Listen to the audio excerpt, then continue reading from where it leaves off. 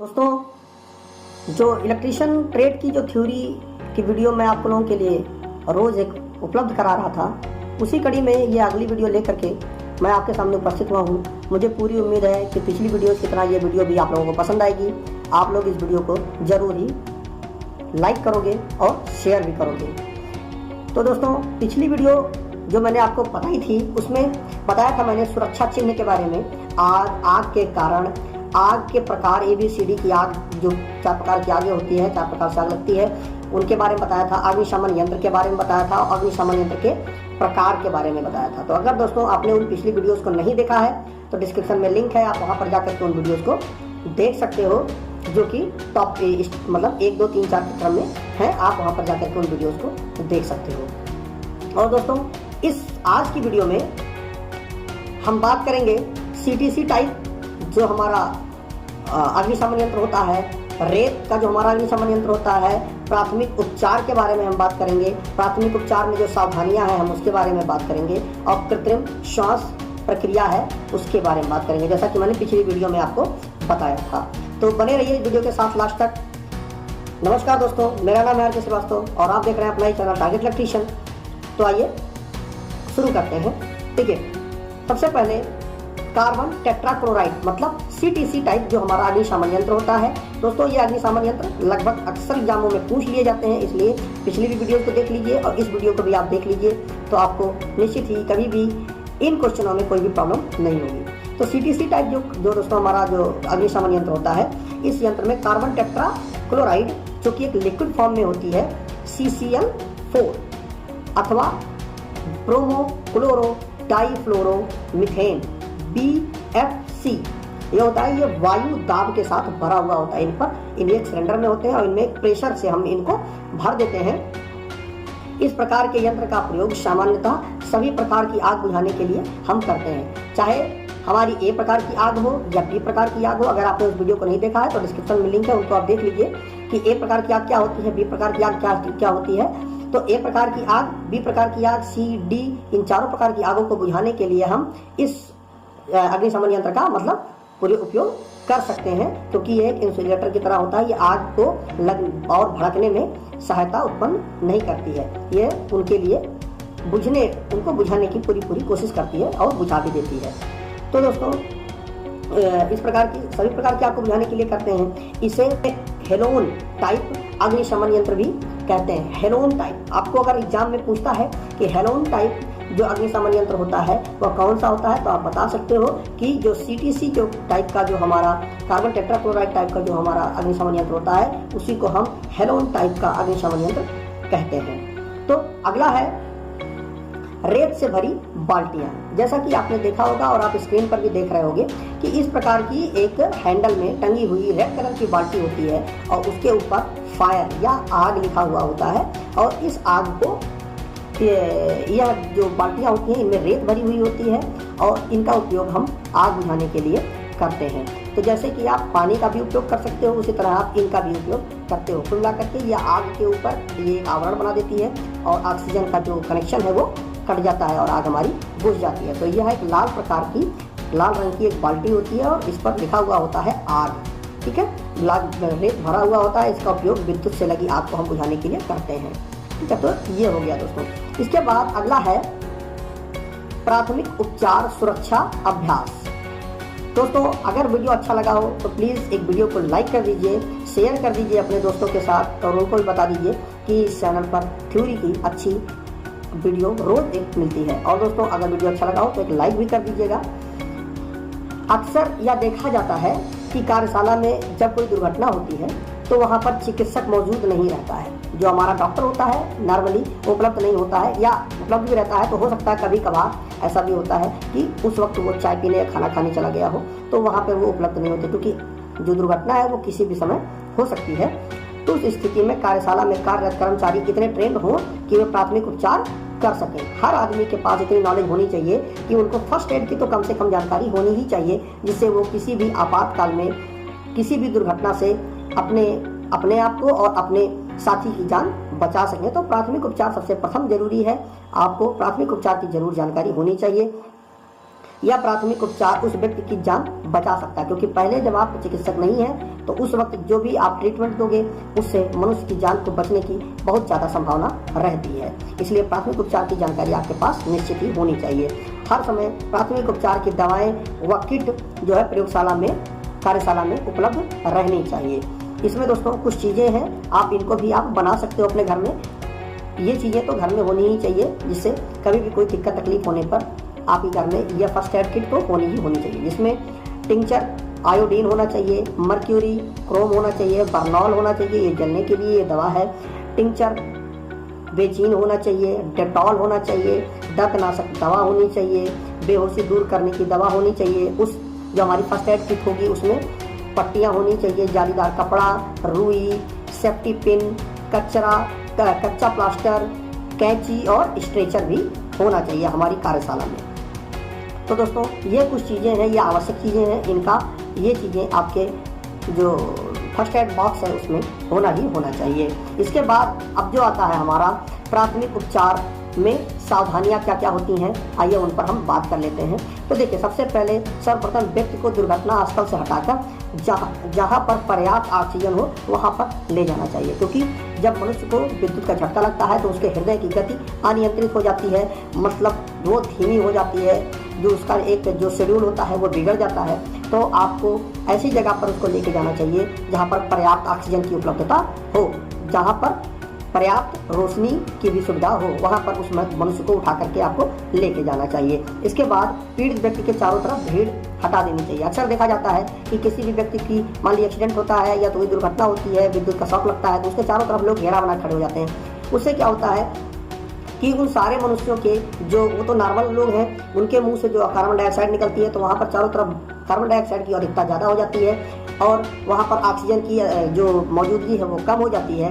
इस कारण से उस व्यक्ति को, जो हमारा पीड़ित व्यक्ति है, उसको सांस लेने में दिक्कत आती है। इसलिए सबसे पहले आपको उस व्यक्ति को ऑक्सीजन वाली जगह पे लेके जाना है और उसके बाद उसके चारों तरफ से भीड़ को हटा देना है। पीड़ित के मुंह से गुटखा, पान, तंबाकू, नकली दांत निकाल देना है, क्योंकि जब आप फर्स्ट एड दोगे उसको, किसी भी प्रकार की आप उसको श्वास दोगे, तो उस कंडीशन में आपके उसके मुंह पर गुटखा, पान, तंबाकू, इससे वो उसके पेट में चला जाएगा और आपको भी अच्छा नहीं लगेगा। इसलिए आप उसके मुंह से इन चीज़ों को निकाल दीजिए। नकली दांत है वो उसके पेट में चले जाएंगे, इसलिए उसको भी आपको निकाल देना चाहिए। शरीर पर पड़े छाले व जले भाग को साफ कपड़े से ढक देना चाहिए। जब विद्युत का शॉक लगता है तो छाला पड़ जाता है, उसकी स्किन जल जाती है, तो वहाँ पर आपको साफ कपड़ा आपको रख देना चाहिए, जिससे ऑक्सीजन भी जालीदार कपड़ा हो, जिससे ऑक्सीजन की भी पर्याप्त वहाँ पे पहुँच हो। और चूँकि जालीदार कपड़ा होगा इसलिए वहाँ पर मक्खी या किसी प्रकार के जो बैक्टीरिया हैं, कीटाणु हैं, वो वहाँ पर नहीं पहुँचेंगे, जिससे उस घाव को पर इन्फेक्शन नहीं होगा। अगला है, पीड़ित को यदि श्वास लेने में परेशानी हो रही हो तो कृत्रिम श्वास दें। अगर उसको सांस लेने में कोई दिक्कत हो रही हो तो उसको कृत्रिम रूप से भी सांस आप दे सकते हो। इसमें क्या है, नोट क्या है दोस्तों, प्राथमिक उपचार करते रहना चाहिए जब तक चिकित्सक पीड़ित का उपचार न करने लगे। आपको तब तक प्राथमिक उपचार करना चाहिए और जल्दी से आपको डॉक्टर को भी बुलाना चाहिए और इस प्राथमिक उपचार को आपको चालू रखना चाहिए। और जब डॉक्टर आ जाए तो आप उसके सुपुर्द उस मरीज को कर दीजिए। इसमें दोस्तों अब अगला है कि कृत्रिम सांस जो हम देते हैं वो कृत्रिम सांस की प्रक्रिया क्या क्या है। इसमें नंबर 1 है सिल्वेस्टर विधि, दूसरा है सैफल विधि, तीसरा है मुंह से मुंह में हवा भरना, चौथा है कृत्रिम श्वास यंत्र द्वारा। तो आइए एक एक करके इन पर हम बात कर लेते हैं, चर्चा कर लेते हैं, समझ लेते हैं। इसमें दोस्तों अगर दोस्तों अभी तक आपको वीडियो अच्छा लगा हो दोस्तों, अगर आपको मेरी मेहनत पसंद आ रही हो तो एक वीडियो को लाइक कर दीजिएगा और कमेंट करके ज़रूर बताइएगा कि आपको वीडियो कैसा लग रहा है। मुझे पूरी उम्मीद है दोस्तों कि आप कमेंट करके बताओगे, अगर कोई कमी है तो वो भी बताइएगा। अगर वीडियो अच्छा लग रहा हो तो लाइक कर दीजिएगा और नहीं अच्छा लग रहा हो तो डिसलाइक करके कमेंट करके जरूर बताइएगा, तो मैं उसमें सुधार करने की पूरी कोशिश करूँगा। इसमें सबसे पहले दोस्तों सिल्वेस्टर विधि जो होती है, इसमें क्या होता है, इस विधि का उपयोग तब करते हैं जब पीड़ित के सीने पर छाले पड़े हों। दोस्तों ये क्वेश्चन अक्सर पूछ लिया जाता है, अक्सर एग्जामों में आ जाता है कि जब सीने पे छाले पड़े हों तो उस वक्त हम किस विधि का, प्राथमिक उपचार में किस विधि का हम उपयोग करेंगे, तो सिल्वेस्टर विधि का उपयोग करेंगे। इसमें क्या होता है कि इस विधि का उपयोग हम तब करते हैं जब पीड़ित के सीने पर छाले पड़े हों, तो व्यक्ति को कि पीठ के बल व्यक्ति को लिटाकर उसकी पीठ के नीचे एक तकिया रखें। ठीक है, उस व्यक्ति को पीठ के बल लिटा दें और मतलब जब उसके सीने पर छाले हो दोस्तों, तब की बात हो रही है। सीने पर छाले होंगे तो उसको पीठ के बल लिटा दीजिए और उसको पीठ के नीचे एक तकिया रख दीजिए, जिससे उसका सीना ऊपर उठ जाएगा और सिर जो है, जब सीना ऊपर उठेगा तो सिर अपने आप नीचे चला जाएगा। अब जब इस ऐसी स्थिति, ऐसी कंडीशन पे आप उस व्यक्ति को ले आइए। अब 2 प्रकार से श्वास हम दे सकते हैं। कौन कौन सा? उसमें पहला है पीड़ित के सिर के पास घुटने के बल बैठ जाएं। जैसा कि आप स्क्रीन पर देख रहे हो कि पीड़ित के सिर के पास आप घुटने के बल बैठ जाएं और अपने दोनों हाथ फैला लें, सीधा कर लें अपने दोनों हाथ। आप स्क्रीन पर देख रहे हैं उसी तरह कि फैला लें। अब पीड़ित के दोनों हाथों को धीरे धीरे मोड़कर उसके सीने पर लाएं, मतलब कोहनी से दोनों हाथों को मोड़ करके उसके सीने पे आप ले आइए। अब दूसरी स्थिति क्या है कि इसके बाद अपने हाथों से पीड़ित के सीने पर दबाव डालें। ठीक है, तो जब दबाव डालोगे आप तो पीड़ित के अंदर जो फेफड़े में जो हवा है वह हवा प्रेशर के कारण बाहर निकल जाएगी और कुछ देर बाद पीड़ित के हाथों से उसके सिर के ऊपर तक फैला दें, मुट्ठी खोल दें। ठीक है दोस्तों, तो यह क्रिया आपको बार बार करनी चाहिए। दबाव आप दीजिए, कुछ सेकंड बाद दबाव हटा लीजिए। तो जब आप दबाव दोगे तो अंदर फेफड़े से जो हवा है वो बाहर निकल जाएगी और जब आप दबाव को हटाओगे तो फिर से हवा उसके अंदर भर जाएगी। ठीक है, फिर आप दबाव देंगे तो फिर से पूरी हवा बाहर निकल आएगी और फिर से आप दबाव हटाएंगे तो फिर से फेफड़े के अंदर हवा भर जाएगी। तो यह क्रिया आप बार बार करते रहिए और उसकी मुट्ठी खोल करके जब कुछ देर तक आप करने के बाद उसके पीड़ित के हाथों को उसके सिर के ऊपर तक फैला दें और मुट्ठी खोल दें, जैसा कि आप स्क्रीन पर देख रहे हो दोस्तों। सेम उसी तरह यह क्रिया 10 से 12 बार करें जब तक श्वास क्रिया जो है वो सामान्य रूप से उसकी चलने न लगे। तो यह दोस्तों पहला है सिल्वेस्टर विधि। अगला है सैफर विधि। इसमें क्या है दोस्तों कि इस विधि का प्रयोग तब करते हैं जब पीड़ित के पीठ पर छाले हों। दोस्तों जो सिल्वेस्टर विधि है उसमें सीने पर छाले होंगे और जो सैफर विधि है इसमें पीठ पर छाले होंगे। तो इस विधि में पीड़ित को पेट के बल लेटाकर पीड़ित के सीने के नीचे पतला तकिया रख दिया जाता है और इसके बाद 2 प्रकार से सांस दी जाती है। तो इसमें हम उसके चूंकि पीठ पर छाला निकला हुआ है इसलिए उसको पेट के बल लिटा देंगे और जब हम उसको पेट के बल लिटा देंगे तो उसके सीने के नीचे आपको एक पतला सा तकिया रखना है जिससे उसको सांस देने में आपको कोई भी प्रॉब्लम ना हो। तो ऐसा करने के बाद आपको 2 प्रकार से इसको आपको सांस देना है, जिसमें नंबर 1 है, इसमें पहला है दोस्तों पीड़ित के घुटने के पास अपने घुटने के बल बैठ जाएं, अपने हाथ के पंजे को पीड़ित के पीठ पर रखें। ठीक है, तो इससे क्या होगा कि जब आप उसको पेट के बल लिटा देंगे और उसके पीठ पर आप दबाव डालेंगे, अब क्या होगा दूसरी स्थिति में आप आगे की ओर झुकते हुए पीड़ित की पीठ पर भार डालें।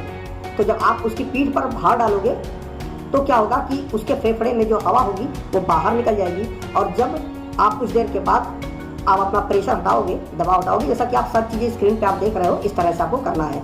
तो आप जब हाथ हटाओगे तो उसके फेफड़े में पुनः हवा भर जाएगी। उसके बाद आप फिर प्रेशर डालिए तो पूरी हवा फिर बाहर निकल जाएगी और फिर जब आप प्रेशर रिलीज करोगे, प्रेशर हटाओगे अपना, तो फिर से आप उसके फेफड़े में हवा भर जाएगी। तो कुछ सेकंड बाद हटा लें। यह तब तक करें जब तक श्वास क्रिया उसकी सामान्य ना हो जाए। इसके बाद दोस्तों अगला है मुंह से मुंह में हवा भरना। इस विधि से पीड़ित के मुंह में सीधी हवा भरी जाती है। इसे लाबोर्ड विधि भी कहते हैं। आपके एग्जाम में अक्सर इस चीज को पूछ लिया जाता है कि लाबोर्ड विधि क्या है। तो आप लिख सकते हो कि मुंह से मुंह में हवा द्वारा जो हवा भरना है, मुंह से मुंह द्वारा आप जो श्वास देते हो कृत्रिम श्वास, उसी विधि को आप लाबोर्ड विधि भी कहते हैं। यह क्रिया 2 प्रकार से की जाती है। इसमें दोस्तों प्रथम विधि है पीड़ित को पीठ के बल लिटा दें, उसके बाद पीड़ित के पीठ के नीचे पतला तकिया लगा दें जिससे पीड़ित का सिर लटक जाएगा। ठीक है, जैसा कि सारी विधियों में ऐसे ही सेम आपको करना है कि पीठ पे आपको एक तकिया लगा देना है। इसके बाद दूसरा है इसमें कि पीड़ित का मुंह साफ कर दें और मुंह पर पतला कपड़ा रखकर एक हाथ से पीड़ित की नाक बंद कर दें। तत्पश्चात अपने मुंह से बलपूर्वक झटके से पीड़ित मुंह में हवा भरें, फिर मुंह हटा लें जिससे अंदर की हवा बाहर निकल जाए और फेफड़े कुछ फूलें या क्रिया 10 से 12 मिनट तक करें जब तक श्वास सामान्य ना हो जाए। तो आपको मुंह में आप कपड़ा लगा दीजिए, क्योंकि लोग गुटखा खा लेते हैं, इन सब कारण से आपको सांस देने में आपको थोड़ा बुरा लगेगा, इसलिए आप मुंह पर कपड़ा रख करके प्रेशर से आपको हवा भरना है। जैसा कि आप स्क्रीन पर देख रहे होंगे कि इस तरह आपको प्रेशर से हवा भरना है, जिससे क्या होगा कि प्रेशर जब जाएगा तो फेफड़ा फूलेगा। उसके बाद जब आप मुंह हटाएंगे हवा निकालने के लिए तो फेफड़ा फिर दबेगा, उसका फिर आप प्रेशर से हवा भरें। इन सारी क्रियाओं में आपको नाक को बंद करके ही रखना चाहिए, जिससे अगर आप नाक नहीं बंद करोगे तो जब आप मुंह से हवा भरोगे तो वह हवा पूरी बाहर निकल जाएगी। तो इस तरह से आप हवा भर के आप कृत्रिम श्वास दे सकते हो। यह विधि ज़्यादा प्रचलित है व प्रभावशाली है, इसका प्रयोग हम ज़्यादा करते हैं और ज़्यादा करता हुआ देखा भी जाता है। तो कृत्रिम श्वास यंत्र का चौथा है कृत्रिम श्वास यंत्र।